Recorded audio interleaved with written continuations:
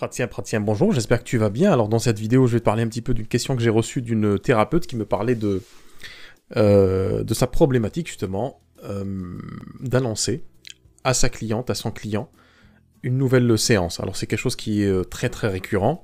C'est assez fou parce que je suis en train de préparer une conférence en ligne justement sur la question. Sur comment arrêter de s'épuiser finalement. C'est bizarre, c'est très bizarre parce que je viens de penser, j'y pensais maintenant. J'en ai parlé avec une thérapeute la semaine passée, fin de semaine passée justement, qui me disait qu'elle avait du mal avec cette histoire de séance à rallonge et que finalement ce qu'elle faisait c'est qu'elle rallongeait la séance quasiment jusqu'à 2 heures. Elle me dit c'est épuisant et c'est pas comme ça qu'elle s'imaginait forcément exercer son métier. Donc je reçois aussi une autre question, donc je l'ai sous les yeux, elle est quelque part par là, voilà. Donc c'est une personne qui est très très motivée, on parle d'une personne qui est très motivée pour être accompagnée, et puis pour revenir c'est un peu compliqué, parce qu'elle me dit que voilà, je peux bafouer et leur dire de me contacter, mais bon, il y a un truc qui cloche. Alors, pourquoi ça cloche? Ça cloche en fait pour la simple et bonne raison que c'est pas la bonne méthode, c'est pas la bonne façon de faire, le cadre n'est pas bon, le terrain n'est pas bon. Tu peux avoir toutes les compétences que tu veux, tu peux avoir la bienveillance que tu veux, mais quand le cadre n'est pas bon, quand la façon de poser les séances, la façon de poser ton accompagnement même, la philosophie même de ton accompagnement est mal posée, les choses ne vont pas, il y a quelque chose qui cloche, il y a quelque chose qui grince. Alors, ça vient d'où? Ça vient forcément de l'école. Alors, je ne vais pas trop jeter la pierre à l'école. Quand je dis école, je parle des écoles qui te certifient. L'école a un rôle normatif. Donc elle doit former le maximum de personnes avec le maximum de compétences. Donc elle ne peut pas personnaliser l'accompagnement ou l'enseignement. Et du coup, on va sortir avec une façon de faire. Et puis cette façon de faire, on devra se débrouiller. Donc on va penser que naturellement, c'est comme ça qu'on doit exercer son métier. Et ça, c'est vraiment problématique. Parce que ça te coupe finalement de qui tu es, de ta nature profonde, de tes aspirations, de ta façon de faire naturelle. Et étant donné que tu ne sais pas, que tu as le droit, que tu as la permission finalement de ramener un petit peu ta fraise dans ce que tu fais, complètement, pleinement, et bien ce que tu vas faire, c'est que tu vas te conformer à ce que tu as appris. Et ça pose problème. Ça pose problème parce que c'est pas comme ça que tu travailles. T'as pas envie de dire aux gens que tu as envie de les accompagner, qu'ils ont besoin de cet accompagnement sur une durée déterminée ou sur un nombre de séances déterminées. Et c'est un peu la mort dans l'âme, c'est un peu la trouille dans le ventre que tu vas leur annoncer que finalement c'est pas une séance, c'est pas 2 séances, c'est pas 3, c'est pas 4, peut-être c'est 5, peut-être c'est 10 dans certaines thérapies, par exemple dans le biodécodage. On peut aller jusqu'à 10 séances, c'est 10 séances qui sont nécessaires justement pour aboutir à pour arriver finalement à atteindre l'objectif. 10 séances à peu près, hein. Ça peut être moins, ça peut être plus, généralement c'est un peu moins. Et du coup, quelle est la solution? Comment faire finalement pour travailler avec facilité, avec efficacité et avec légèreté, le fait justement de faire ce travail avec plaisir. Parce que le plaisir est toujours important quand on fait quelque chose dans la vie. Alors, en fait, finalement, la seule réponse que j'ai envie de te donner, c'est avoir une offre personnalisée, une offre d'accompagnement personnalisé. C'est quelque chose, si je reviens sur la question du cadre, c'est quelque chose que tu n'as pas appris à l'école, ce qui est tout à fait normal. On n'apprend pas ça, ou peut-être pas de cette manière-là, pas formalisé, parce qu'il y a toute une philosophie, tout un écosystème de réflexion autour de la création de l'offre. Donc aujourd'hui, si tu en as marre un petit peu de travailler comme ça, de cette manière-là, et te dire, c'est un petit peu un coup d'épée dans l'eau, parce que la personne généralement a besoin de X séances, et puis elle vient 1 fois, 2 fois, j'ose pas lui dire, parce que j'ai un peu aussi l'impression de lui prendre son argent, de la forcer un petit peu à revenir, etc. Et on se met à sa place, en fait, le syndrome de l'imposteur, hein, on va se dire, voilà, cette personne va penser que je suis en train de chercher que mon intérêt, que l'argent, etc., etc. Donc tu vois que ça te met dans une posture qui est très émotionnellement très compliquée à gérer. Et c'est compliqué de travailler comme ça sur la durée. Tu peux travailler comme ça, de cette manière-là. La majorité des thérapeutes, d'ailleurs, travaillent à la séance. Mais à terme, c'est hyper fatigant, hyper stressant.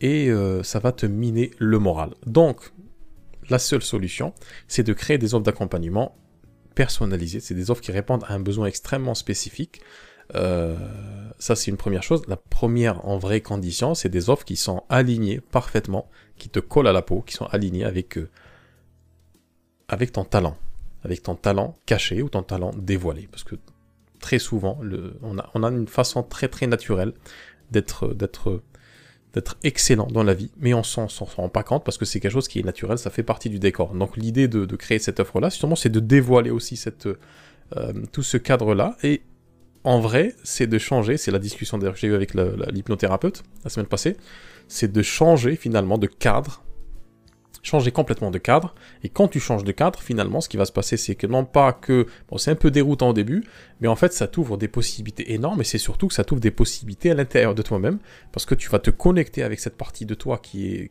agit de manière, on va dire, magnifique et naturelle, et c'est en faisant ça que tu vas être complètement aligné dans ce que tu fais, et tu vas voir que l'offre bien sûr qu'il faut être accompagné pour formaliser tout ça, mais le plus gros du travail, c'est toi qui vas le faire, ça va se faire de manière complètement naturelle, ça va se dérouler devant toi, même si aujourd'hui ça te paraît quelque chose qui n'est pas peut-être assez concret, mais quand tu sais exactement que tu es comme ça, que tu as toujours été comme ça, que tu as toujours eu ce fil directeur dans ta vie, en fait, le fait de créer une offre qui va épouser cette direction, cette trajectoire de vie, tu vas être dans ta puissance, vraiment, tu vas être dans ton truc. Et là, tu vas voir, c'est le feu d'artifice, et puis t'auras... En fait, toutes ces douces-là vont disparaître. Le fait de se mettre à la place des gens, de la mauvaise manière qu'ils soient, je dis pas qu'il faut pas se mettre... Je parle pas de l'empathie. Le fait de se mettre à la place des gens pour s'auto-saboter, je parle de ça. Du coup, tu vas arrêter d'auto-saboter, tu vas arrêter de t'auto-justifier en fait ce que tu fais tout le temps, de te projeter finalement dans peut-être une objection d'une personne qui n'a rien dit, d'ailleurs qui n'a rien demandé. Mais tu vas dire, voilà, toutes ces questions sur c'est trop cher, je peux pas trop demander à ces personnes-là, elles sont dans le besoin, etc., etc. Tout ça va disparaître. Alors je dis pas que tu vas devenir quelqu'un d'un affreux ou une affreuse capitaliste, c'est pas ça. Mais tu vas travailler avec ta manière, avec les tarifs que tu veux. Et du coup, ça aura aussi comme bénéfice d'avoir beaucoup plus de trésorerie, tout en étant complètement aligné avec ce que tu fais. Donc c'est quelque chose qui est viable. Crée une offre d'accompagnement précise, personnalisée, qui épouse ta trajectoire de vie et qui épousera forcément la trajectoire de vie de celles et de ceux que tu vas accompagner, même s'ils ne se rendent pas compte tout de suite. Parce que tu sais, et ça je te donne une petite chips, un petit secret, c'est que tu sais que tu n'attires finalement que les gens qui te ressemblent ou qui t'ont ressemblé à un certain moment de ta vie, et tu vois que finalement tu n'attires que les gens qui ont à peu près, plus ou moins la même trajectoire que toi, même s'ils ne sont pas dans le même temps en fait d'avancer. Mais c'est toi, en fait, c'est des toits qui sont un peu disséminés dans le passé, que tu vas ramener au présent et projeter dans le futur à travers ton outil thérapeutique et surtout à travers ton offre. Donc si c'est quelque chose qui te parle, qui t'intéresse, si tu en as marre aujourd'hui de travailler de cette manière-là, à la séance de t'épuiser, et puis je ne parle même pas de l'aspect, tout l'effort qu'il faut faire finalement pour, si tu fais aujourd'hui une séance à 50-60 euros, 60 si tu es en province, c'est-à-dire, je te laisse imaginer en fait le nombre de personnes qu'il faut avoir par une quarantaine, ou une 35 ou 30, 40 personnes par mois pour se dégager un revenu un peu confortable. Je te laisse imaginer tout l'effort qu'il faut faire pour renouveler cette clientèle-là, etc. Donc, c'est pas forcément une bonne chose à faire. Ça peut être intéressant pour certains thérapeutes. Je ne dis pas que c'est pas bon. Ça peut être intéressant pour certains thérapeutes dans certains contextes très précis, dans certains terrains très précis. Mais aujourd'hui, si tu veux te distinguer de la masse, et alors pourquoi se distinguer, c'est pas de l'égocentrisme, c'est surtout être recentré sur soi-même et vivre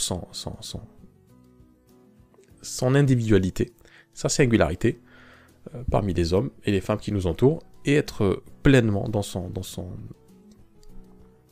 super pouvoir finalement, dans sa singularité, dans ce qu'on a de meilleur à offrir aux gens et au monde. Donc si c'est quelque chose qui t'intéresse, tu me mets en dessous offrir, tu m'écris offrir et puis on en discute beaucoup plus longuement si ça t'intéresse. Et je te dis à très bientôt. Ciao.